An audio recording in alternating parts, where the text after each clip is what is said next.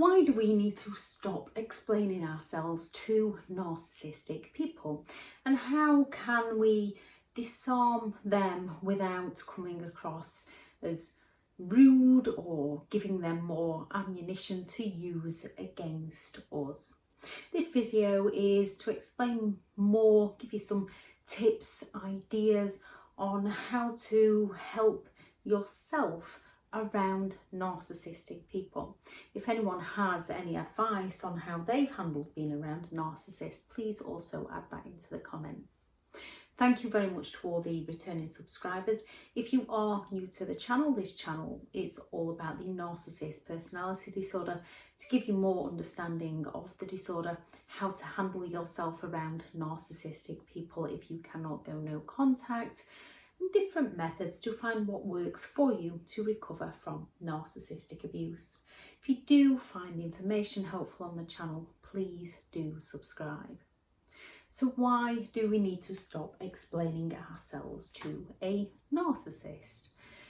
When it comes to communication with most people, you can open your mouth and communicate. Even with a narcissist, you can open your mouth and communicate with them, and they can communicate with you. The thing is, with a narcissistic person, they are not listening to you. They're not listening to your explanations. When it comes to most people, we can explain ourselves once and they would take that on board, just like someone could explain themselves to us and we would take that on board. We wouldn't then expect them to have to keep explaining it to us over and over again, and we shouldn't have to explain to somebody else over and over again.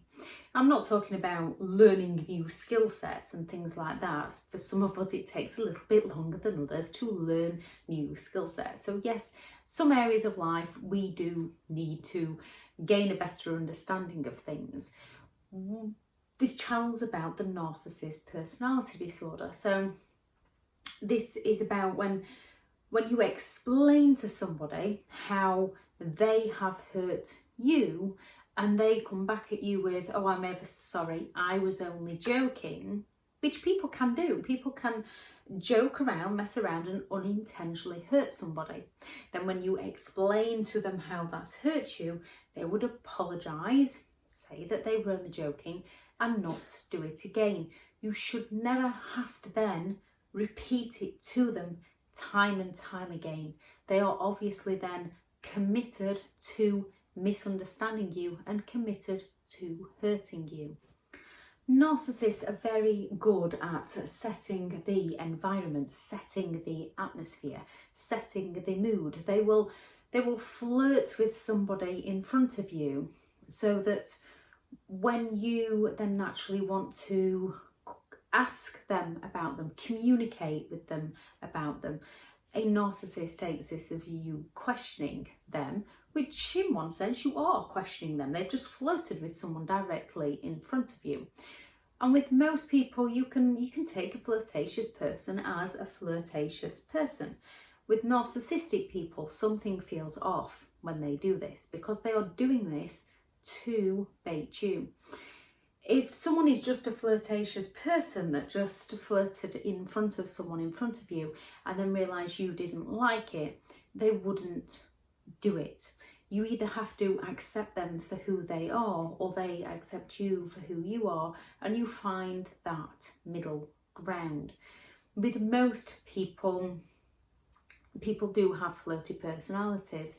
And with most, you can tell the difference when you are around them, whether it's just a flirty personality and it wouldn't affect you, it wouldn't bother you. You could laugh it off yourself. When it's a narcissist, they're doing it in a way to poke at your emotions so that when you go to them and try to have a discussion about it with them, they can get you going. They can get you explaining yourself, defending yourself, and they will come at you more and more and more, calling you jealous, calling you insecure, saying that you're too hung up on your past. If someone isn't willing to understand you for who you are, You don't need to change who you are unless you are aware that behaviour is holding you back personally. If someone doesn't want to understand you, if someone hasn't or lacks the empathy to care for your feelings about the situation, that person is not for you. You need to stay in your reality. A narcissist will come and tell you that somebody has said something about you. They might miss out the information of who's exactly said what, or they might say it in a way of they don't want you talking to that person because they don't want you finding out that what the narcissist has just said isn't true. What they want is for you to defend yourself to the narcissist, so the narcissist can then go back to that person, or they want you to gossip about that person to the narcissist so that the narcissist can go back to that person with what you actually said. They can then get that person to gossip about you, and the narcissist can come back to you with what that person then actually said. When the narcissist is playing the puppet master between the two people with divide and conquer, the triangulation method to divide people up so that the narcissist can control people within their lives. This again is when we have to stay in our truth, or we have to go and speak to the person that the narcissist is claiming is talking about us, rather than reacting. A narcissist is always playing a game with one hand to get us to react, to distract us from the game they're playing with the other hand, which is all about gaining control of everybody in their lives. A narcissist will say you've done things you haven't done. They will say you have feelings that you don't have. They will claim that you think things that you don't think, or that you are incapable of doing things that you are capable of doing. And it's human nature to want to defend ourselves, explain ourselves, and justify ourselves. The thing is, this is exactly what a narcissist wants from us.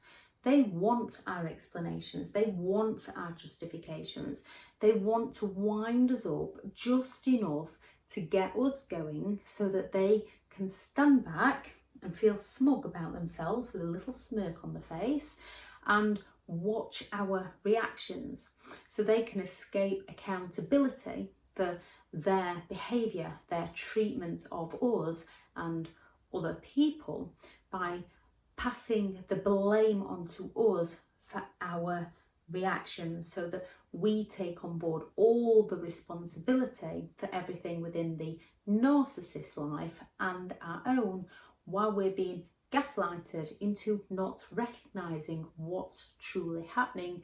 And then the narcissist comes at you calling you crazy. A narcissist will stand there and watch you cry over the pain that they have caused you, with that smirk on their face, that glint in their eye, and blame you for being in that pain. They don't see how they've caused any issues. They lack the ability to self-reflect. They lack the empathy to care. They feel entitled to do what they want. They feel entitled to exploit other people. When they come at you with things like, if you're trying to set a boundary with a narcissist, they will try many manipulative methods to try and take this boundary down, from triangulation. So and so would do it, my ex would do it for me, or your brother would do it for me, your sister would do it for me. And this is when you just have to calmly say, well, that's good for them. However, I will not. I am not my brother. I am not my sister. I'm not your friend's partner. I am me. And just leave it, whoever they've said. So if they're saying that your sister would do it for them, then just stand there and calmly say, well, I am not my sister. I am me. And leave them to it. They're trying to guilt trip you into doing something for them. So just explain to them that that is not who you are. Things like childcare arrangements, they're always going to try and shift them and change them and alter and chop and change the routine to disrupt your life, to control your life. A narcissist, when you've not got the children can often be in touch a lot to try and make sure that you're not doing anything, yet when they've got the children they will completely ignore you. They will want the children 4, 5, 6 nights a week, and then all of a sudden when it doesn't go their way they'll not want them at all. They will do whatever they can to change and alter things on you, and when again you start creating boundaries and they will come at you with that's just like you, and they will start playing the victim of I'm doing what you wanted. The simple thing is, if it's face to face, I can't control your reality, or I can't control your perception of me, and stay in your own truth. Know why you are doing the things you are doing. Stay in your reality.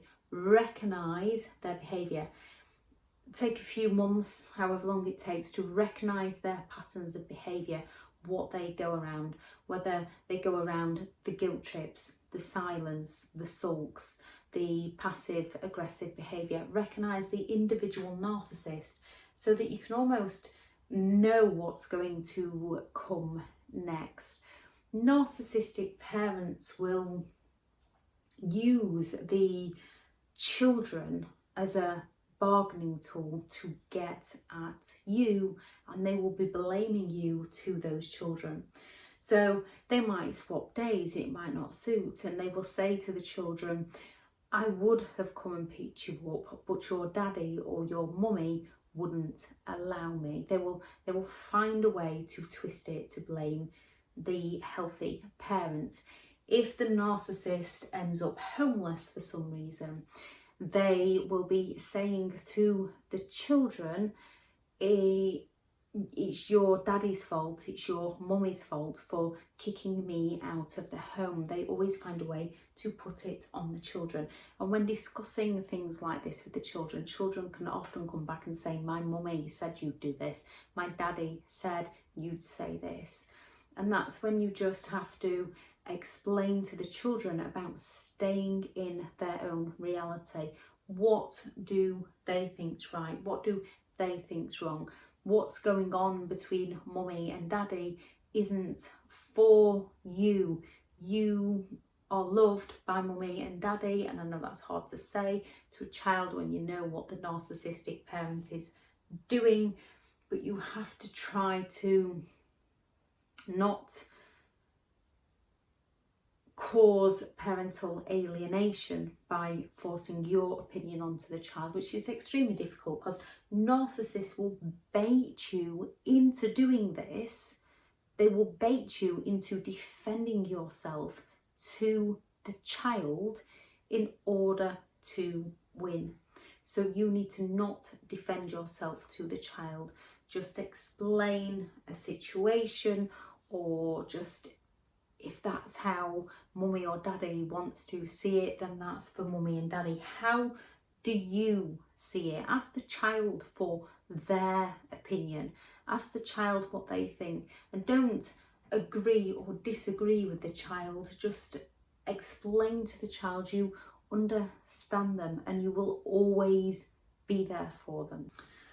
When a narcissist comes at you with, when they've done something and then they turn around and say, that never happened, you just have to turn around and say to them, that's your reality. I can't control your reality. And stay in your own truth. Know that that happened. That's your reality, and stay in your truth. Don't go trying to prove to them. They don't want the proof. They will just find a way to blame shift, to deny, to project, to provoke, to bait, to get you going. The more you try to explain your reality to them, the more they jump on the defensive. And we often do end up with a narcissist and a healthy person then both at loggerheads trying to defend their reality to each other. And it's usually the narcissist that often wins because they lack the empathy to care. The person who has empathy to care often steps down as the narcissist gains more and more control. So the best thing you can do is accept that they do not see your reality. And even if they did, they don't want to see your reality. They want you to see theirs and stay in your reality. When they try to shame you, narcissistic people are very good at shaming other people, invalidating other people in many ways, because they are often envious of other people. So they feel a need to put other people down, to feel better about themselves. And this is when we have to recognise whether they are projecting their own insecurities, their own failings onto us, or whether they are trying to stop us doing something, whether they are trying to destroy our lives. Some people are just never going to be happy for you, and narcissistic people are one of those people. They are only going to be happy if there is something in it for them.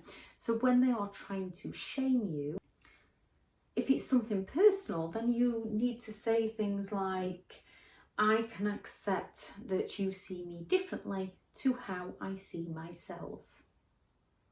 Your opinions of me are for you. They are not for me. Your opinions of me are not for me. And remember, only you define who you are. I can accept that you see me differently to how I see myself. And remember, within your own mind, that only you define who you are as a person. Their opinions of you are not for you. Or when they're trying to guilt trip you in some way, let them know that I can accept how you feel and I can see how you feel. I just do not feel the same. When they're trying to blame shift onto you or project onto you, especially when they're projecting onto you, because once you recognise they're projecting, you can see what they are saying about themselves. So when they are projecting onto you, say something like, I can see how you feel, however, I don't feel the same. So that you are creating within your mind that little barrier of, you know, that's how they feel. You know that's on them. They are trying to project it into you, but you're going to stop it because you know that's how they feel. You do not feel the same. And the same as when they are trying to guilt trip you. When they are trying to guilt trip you, unfortunately, it is one that narcissistic people use on others, and it is that, I'm sorry you feel that way. And this is not turning you into a narcissist. It's all about your intentions behind your behaviour. A narcissist will do something to hurt you, and then to escape accountability, they will say, I'm sorry you feel that way. A narcissist will try to use your empathy against you. They will try to bait you. They will try to guilt trip you into doing something for them. And you can then recognise what they are trying to guilt trip you into doing to take one of your boundaries, and explain to them, I'm sorry you feel that way, because in your mind, you're sorry that that's what they need from you, but you're not willing to give that because you haven't done anything. It is a difference between the intent and between the behaviours. A narcissist is often just wanting to take, and they lack the empathy to care, which is why those who have empathy to care are often willing to give to their own detriment. There's nothing wrong with giving to those who are also willing to give. It's that balance of give and take, which sometimes it can be at 50-50, sometimes it can be at 80-20, depending who's going through what in life, because life does get hard at times, life gets complicated at times, and as you would support someone in their time of need, you would hope that they would support you in your time of need. A narcissist will not do this, and these are the very people that you have to stop saying yes to and start saying no to, and no longer feel guilty about saying no to those who will constantly say no to you. The thing with a narcissist is they are always looking for a way to exploit people in some way. So when someone rarely helps you but expects you to help them, you are allowed to say no. When someone is happy to take but unwilling to give, you are allowed to stop giving. When people think that rules don't apply to them but they do to you, you are allowed to break away from their rules, to stay in your own lane, to live in your own reality and leave them to it. When no matter what you give, someone is always going to want more, you are allowed to stop giving. When no matter what you do, someone is always going to find something to complain about, leave them to complain. Don't take it personally. It's who they are as a person. When it comes to narcissistic people, it is that game where they want to get you into defending yourself and reacting to them so that they can blame you to escape accountability, which is why no reaction is always the best reaction. If at all possible, retreat, rethink, and only respond if you need to do so. Make sure that response comes from a place of clarity, your reality, and calmness, so that they can't pick anything from it to use it against you. And if they can use something against you, don't send it.